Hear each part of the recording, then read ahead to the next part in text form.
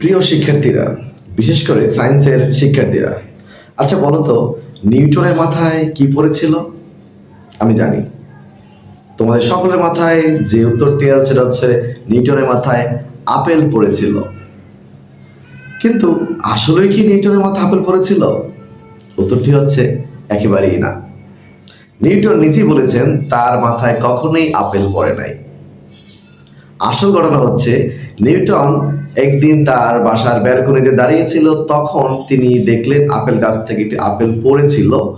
আর তখনই তার মাথায় প্রশ্ন আসলো যে আপেলটি কেন নিচে পড়লো, উপরে কেন গেল না।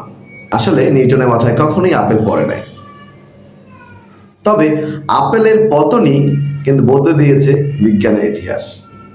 নিউটনের মাথায় আপেল পড়েছিল, তারপরে তিনি মহাকর্ষ সূত্রটি আবিষ্কার করেন। আসলে এটি শুধুমাত্র বাচ্চাদেরকে একটু মজা দেওয়ার জন্য শেখানো হয়। নিউটনের মাথায় কখনোই আপেল পড়ে নাই।